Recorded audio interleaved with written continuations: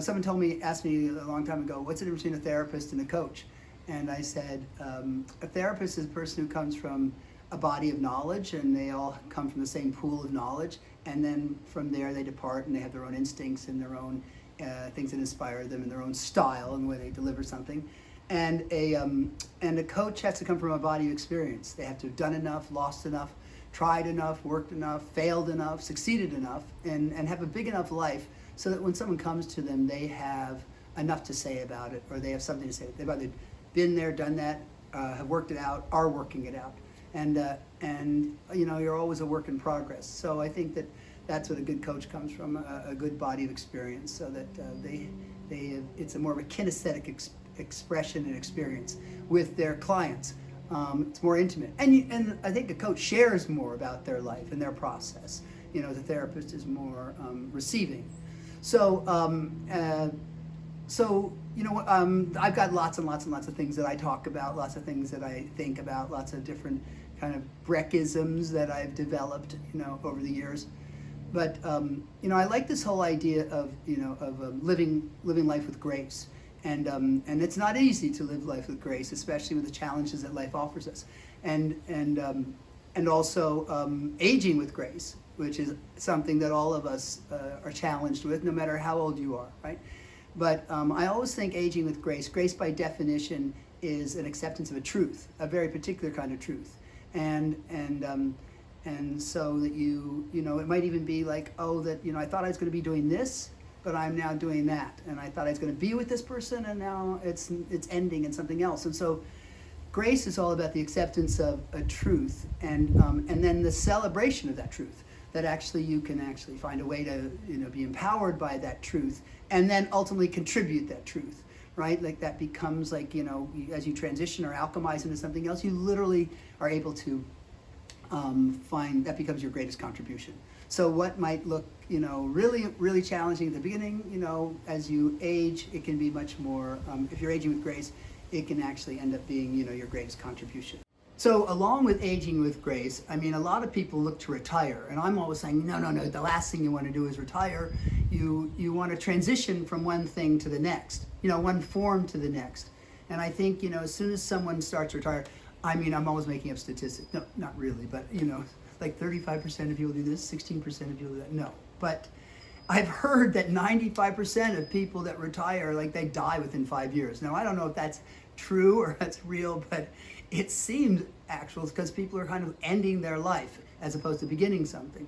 So I'm always saying, no, don't look to retire. Look to transition from one form to the next. You always want to give yourself something to go to, right? Even in a conversation, you watch where people will conclude things and end things and terminate things. No, you want to give yourself some place to go, and that's the same thing with your life. And resistance, as you'll say, resistance causes persistence. So the more you resist something, the more that it actually persists. The very thing you don't want, continues. So if you kind of look at life as more like improvisational, where you're going yes and, and you're kind of furthering things. You're always looking to go forward and further things.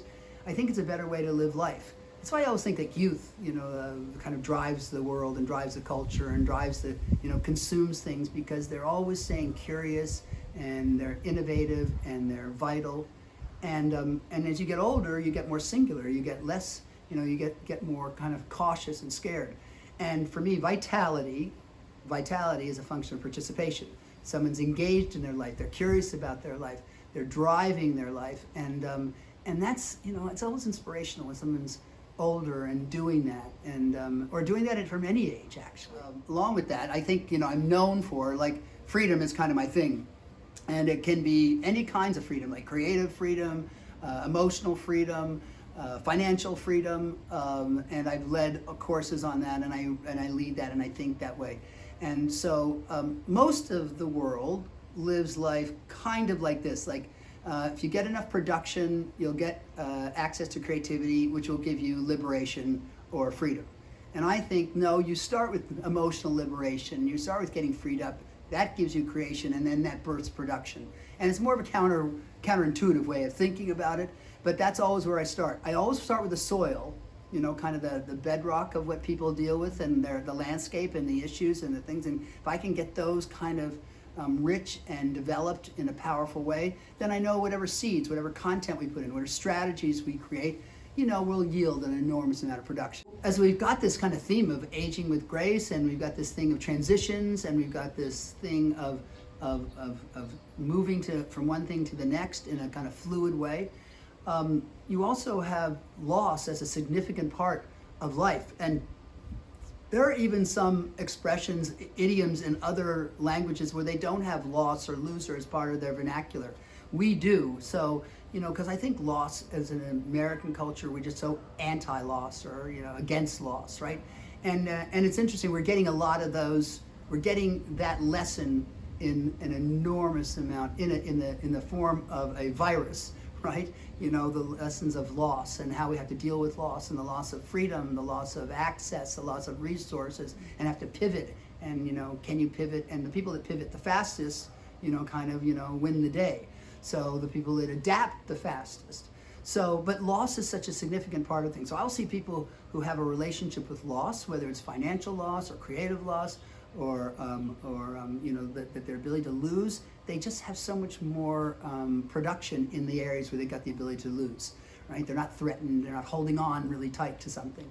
And so, one of the things that I've also have investigated is the difference between heartache and heartbreak, right? And heartache is where people are holding on and withholding and suffering, and their heart actually aches.